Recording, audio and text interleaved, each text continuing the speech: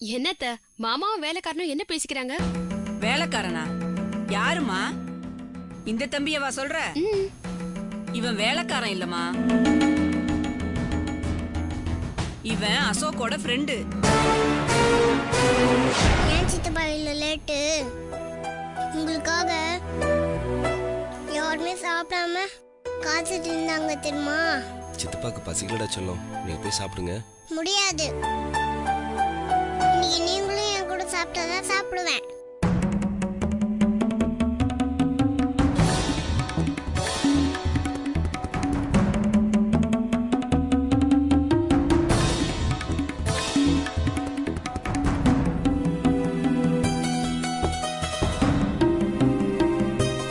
உட்கார சொல்லும்.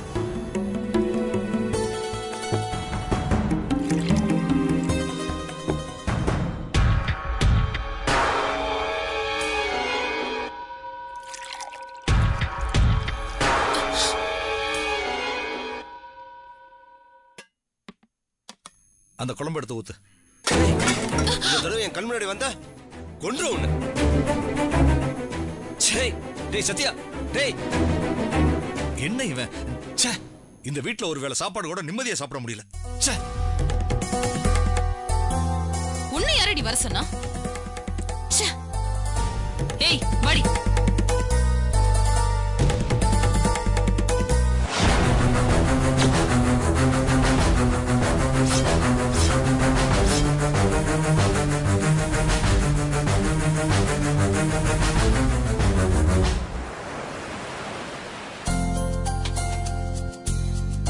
ரப்பர் பேண்ட கொடு. துர்கா, ம், உன் தங்கச்சியை முதல்ல ஊருக்கு கிளம்ப சொல்லு. பணம் ஏதாவது வேணும்னா பேங்க்ல இருந்து எடுத்து கொடு. மற்றதெல்லாம் நம்ம ஊர்ல போய் பேசிக்கலாம். இத பாரு, அவளுக்கு ஒரு நல்ல மாப்பிள்ளையா பார்த்து நாமளே கல்யாணம் பண்ணி வச்சிடலாம். உள்ள வரலாமா?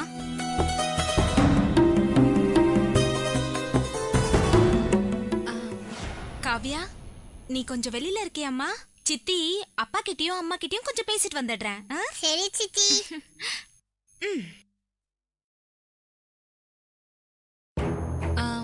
சாரி, புருஷன் பொண்டாடி பேசிட்டு இருக்கும் போது குறுக்க வந்தது தப்புதான். ஆனா நீங்க பேசிட்டு இருந்த விஷயம் என்ன பத்தினதுனால அதான் நாகரிகம் பார்க்காம மூக்க நுழைச்சிட்டேன். மாமா, நீங்க எப்போ கல்யாணம் பண்ணி வைக்கிற புரோக்கரா நீங்க? டேய் துர்கா, உன் தங்கச்சிக்கு வாய் நிழுது, அடக்கி வை. கோவப்படாதீங்க மாமா. இப்ப என்ன, நான் போகணும் அவ்வளவுதானே? போறேன்.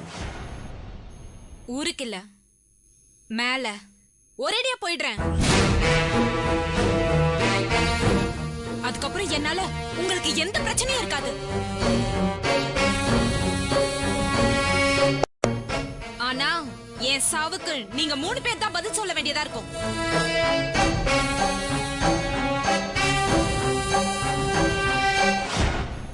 நீங்கெல்லாம் பெரியவங்க, சத்யா கிட்ட பேசி என்ன அவருக்கு கல்யாணம் பண்ணி வைப்பீங்கன்ற நம்பிக்கையில தான் நான் இவ்வளவு பொறுமையா பேசிட்டு இருக்கேன்.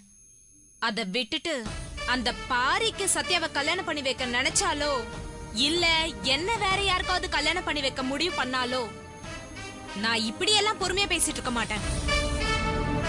வீட்டு வாசல்ல உண்ணாவிரதம் இருப்பேன். பத்திரிக்கை டிவில எல்லாம் என்ன சத்யா காதலிச்சு ஏமாத்திட்டாருன்னு பேட்டி கொடுப்பேன். அதுக்கப்புறமும் நியாயம் கிடைக்கலனா என் சாவுக்கு நீங்க 3 பேர் தான் காரணம்னு எழுதி வச்சிருக்கிறத கமிஷனர் ஆபீஸ்க்கும் பத்திரிக்கைக்கும் அனுப்பிட்டு வீட்டு வாசல்ல தீ குளிப்பேன். திவ்யா, என்னடி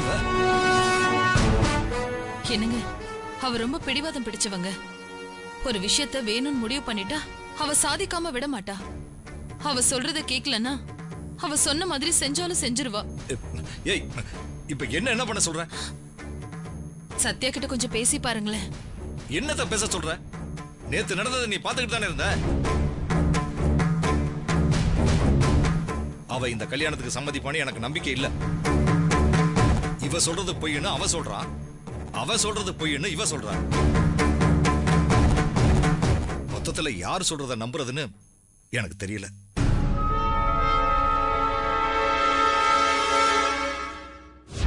சத்யா என்னை ஏமாத்திட்டான்னு சொன்னது மட்டும்தான் பொய். சத்யா மட்டும் எனக்கு கிடைக்கலனா நான் உயிரோட இருக்க மாட்டேன்னு சொன்னது பொய் இல்ல. சாகிறதுனா சும்மா சாக மாட்டேன். என் சாவுக்கு என் அக்கா புருஷன் அவரோட தம்பி 3 பேரும் தான் காரணம்னு தெளிவா எழுதி கையெழுத்து போட்டு வச்சிருக்கேன். நீங்க சொல்றது எனக்கு புரியுதுங்க. ஆனா இந்த கல்யாணம் நடக்கலன்னா என்ன நடக்கும்னே சொல்ல முடியாதுங்க. சரி, சத்யா கிட்ட பேசி பார்க்கிறேன்.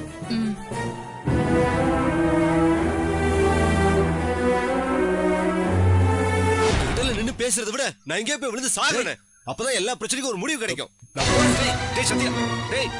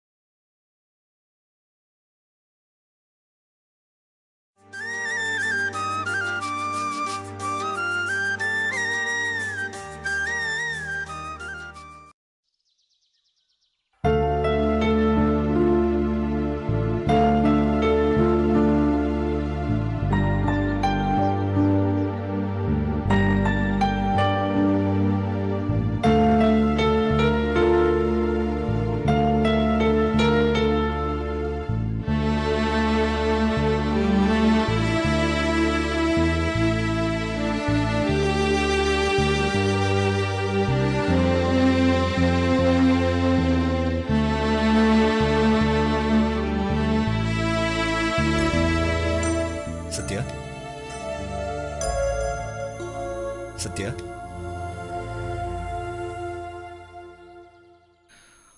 உன் நிலைமை எனக்கு புரியுது. உனக்கு சங்கடமா தான் இருக்கும். ஆனா ஒரு பிரச்சனைன்னு வந்ததுக்கு அப்புறம் அதுல சம்பந்தப்பட்ட எல்லாரும் மனசு விட்டு பேசுறது தான் அந்த பிரச்சனை தீர்க்கிறதுக்கு ஒரே வழி. ஏன்டா இப்படி செஞ்சேன்னு நான் கேள்வி கேட்டு உன்னை சங்கடப்படுத்துறதுக்காக நான் இங்க வரலடா. சத்யா, தப்பு செய்யறது மனுஷ இயல்பு. நாம என்ன மகாத்மாவா?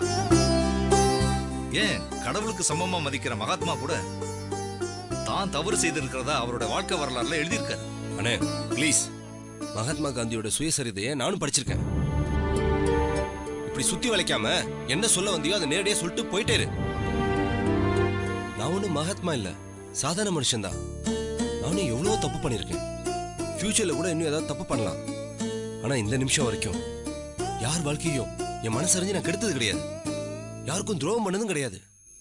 இது எல்லாத்த விட முக்கியமா திவ்யா சொல்ற மாதிரிலாம் நான் அவளை காதலிக்கவும் இல்ல, கல்யாணம் பண்ணிக்கிறேன்னு சொல்லவும் இல்ல. எல்லாமே பொய்யின. ஒண்ணு அவ திட்டம் போட்டு பொய் சொல்றா, இல்ல நடக்காததெல்லாம் நடந்ததா மனசுக்குள்ளேயே நினைச்சு உண்மை நம்புற ஏதோ மனவியாதி அவளுக்கு பிடிச்சிருக்கணும். முதல்ல அவளை கூட்டிட்டு போய் ஒரு நல்ல சைக்காட்ரிஸ்ட் கிட்ட ட்ரீட்மெண்ட் கொடுங்க.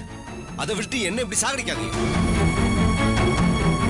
டேய் வேண்டாம் சத்யா, தேவையில்லாம ஒரு பொண்ணோட பாவத்தை சேர்த்துக்காதடா. டேய் பாரிக்கிட்ட எப்படி சொல்றதுன்னு யோசிக்காதடா. பாரி ரொம்ப நல்ல பொண்ணுடா. நிலைமையை சொன்னா புரிஞ்சுக்குவா. டேய் வேணும்னா நான் அவகிட்ட பேசுறேன். டேய் திவ்யா நம்ம வீட்டு பொண்ணுடா, உன் அண்ணியோட தங்கச்சி. நீ இல்லைன்னா அவ உயிரோடே இருக்க மாட்டேன்னு வேற சொல்றாடா. டேய் முட்டாள்தனமா அவ ஏடா கூடமா ஏதாவது பண்ணிக்கிட்டானா அது காலத்துக்கு நம்மளை உறுத்திக்கிட்டே இருக்கும்டா.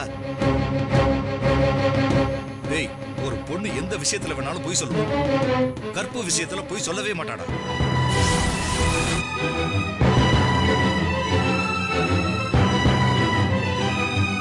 நம்ம குடும்ப கௌரவம் கெட்டு போகாம இருக்கணும்னா நீ திவ்யாவை கல்யாணம் பண்ணிக்கடா, அது போதும்.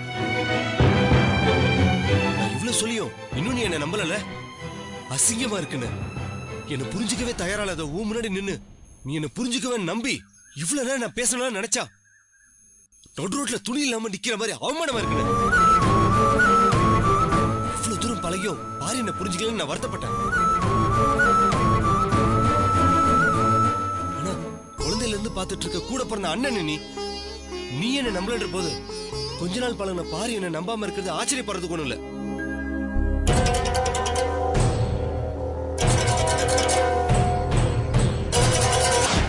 நின்னு பேசுறதை விட நான் எங்கேயே போய் விழுந்து சாகுறேன். அப்பதான் எல்லா பிரச்சனைக்கும் ஒரு முடிவு கிடைக்கும். நான் போறேன். டேய் சத்யா, டேய் சத்யா, சத்யா நில்றா. டேய் சத்யா,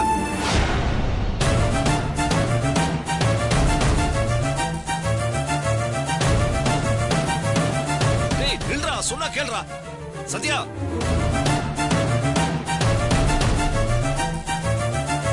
சத்யா, சத்யா நில்றா. டேய் சத்யா, எங்கடா போற? சத்யா, டேய்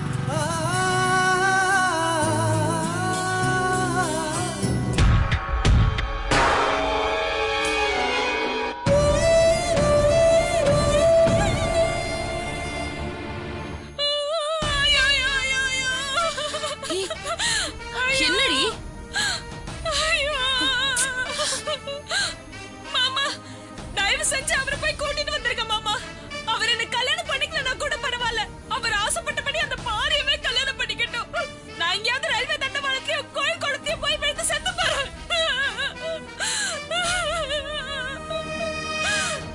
இதெல்லாம் எனக்கு வேணும்தான். இதெல்லாம் எனக்கு தேவைதான். எல்லாம் என்னாலதான். நான் உயிரோட இருக்கதே பாவம். திவ்யா, சத்யா வேற யாரையாவது கல்யாணம் பண்ணிக்கிட்டா எங்கேயாவது கண் காணாத இடத்துக்கு போய் உயிரை விட்டுருவேன்னு துர்காக்கோட தங்கச்சி சொன்னாலே. ஒண்ணுமே இல்லாம ஒரு பொண்ணு அப்படி ஒரு முடிவுக்கு வருவாளா?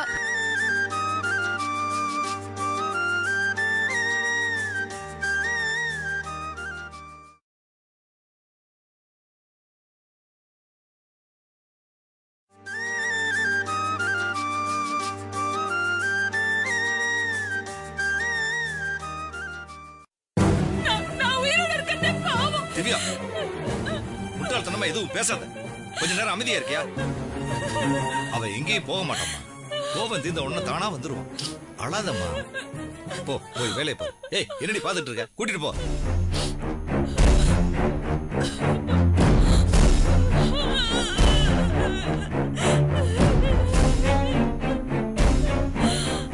திவ்யா, உண்மையை சொல்லு. நீ சொன்னது ஒண்ணும் பொய் இல்லையே?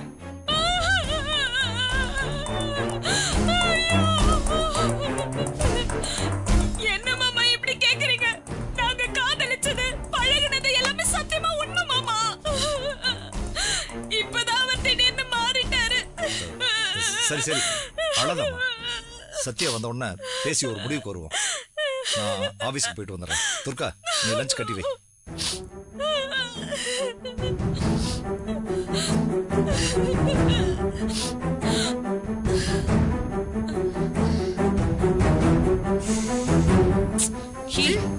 ஏன் இப்படி பண்ற?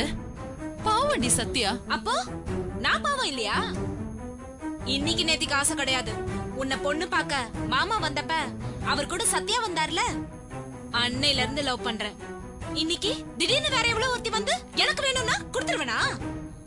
சத்யா எனக்கு சொந்தமானவன், எனக்கு மட்டும்தான்.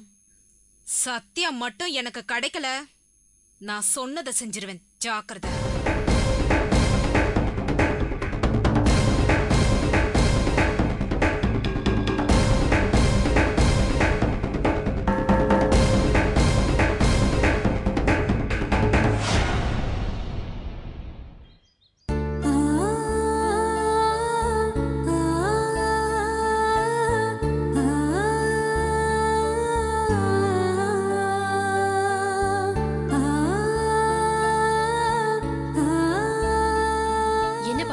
ஆபீஸ் கிளம்பல? டைம் ஆகுதுல்ல, சீக்கிரம் கிளம்பு. நான் இன்னைக்கு ஆபீஸ் போல. ஏன்? ஆபீஸ் போனா சத்யாவை பார்க்க வேண்டியது இருக்குமே பயமா இருக்கா?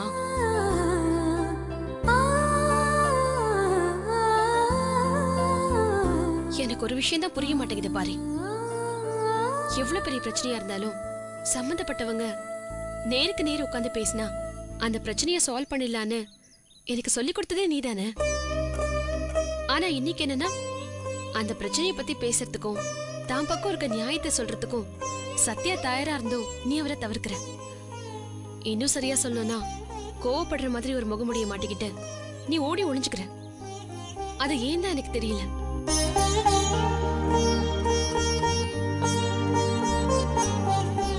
நான் நேரடியாவே கேக்குறேன், மனசை தொட்டு சொல்லு.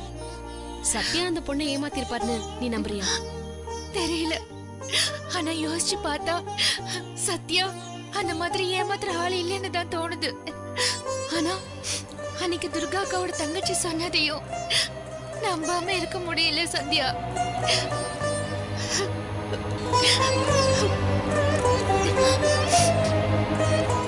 சத்யா வேற யாரையாவது கல்யாணம் பண்ணிக்கிட்டா எங்கேயாவது கண் காணாத இடத்துக்கு போய் உயிரை விட்டுருவேன்னு துர்கா அக்காவோட தங்கச்சி சொன்னாலே, ஒண்ணுமே இல்லாம ஒரு பொண்ணு அப்படி ஒரு முடிவுக்கு வருவாளா? ஏன் நீ இப்படி இருக்க? நீ நல்லவனா இருக்கிறத நான் வேண்டான்னு சொல்லல. என் ஃப்ரெண்டு நல்லவன்றதுல எனக்கு சந்தோஷம்தான். ஏன் பெருமைன்னே சொல்லுவேன். அதுக்காக முட்டாளா இருக்காது பாரு. சாரிடி, உன்னை முட்டாள்னு சொன்னது எனக்கு வருத்தமா தான் இருக்கு. ஆனா நீ சத்யாவோட விஷயத்துல நடந்துக்கிறத பார்க்கும்போது எனக்கு அப்படிதான் சொல்லணும்னு தோணுது. நீயும் நானும் நினைக்கிற மாதிரி நிஜ உலகம் அப்படி இல்ல பாரு. அது வேற மாதிரி இருக்கு. தான் நினைச்சதை சாதிக்கிறதுக்காக மக்கள் எதை வேணா செய்ய தயாரா இருக்காங்க. நீயும் நானும் ஆசிரமத்துல கட்டுப்பாடோட வளர்ந்தவங்க. அதனால வெளி உலகத்தோட நல்லது கெட்டது நமக்கு தெரியாமலே நாம வளர்ந்துட்டோம். அதுக்காக நாம சரி அவங்க தப்புன்னு நான் சொல்ல வரல. அப்படி சொல்றது உனக்கு பிடிக்காதுன்னு எனக்கு தெரியும். ஆனா எல்லாரும் எல்லா சமயத்திலயும் உண்மையை பேசுவாங்கன்னு சொல்ல முடியாது இல்லையா? உனக்கு முன்ன பின்ன தெரியாத யாரோ ஒரு பொண்ணு பொய் சொல்ல மாட்டான்னு நம்புற நீ, உனக்கு நல்லா தெரிஞ்ச உன் வாழ்க்கையில கடைசி வரைக்கும் உன் கூட வரப்போற சத்யாவை ஏன் நம்ப கூடாதுன்னு தான் நான் கேக்குறேன். அதுக்காக அவரை கண்ணை மூடிட்டு நம்புன்னு சொல்லல. அவர் சொல்றத காது கொடுத்து கேட்டு அதுல உண்மை இருக்கான்னு தெரிஞ்சுக்கலாம் இல்லையா? அவர் சொல்றது ஒருவேளை உண்மையா இருந்து அந்த பொண்ணு போய் சொல்லியிருந்தா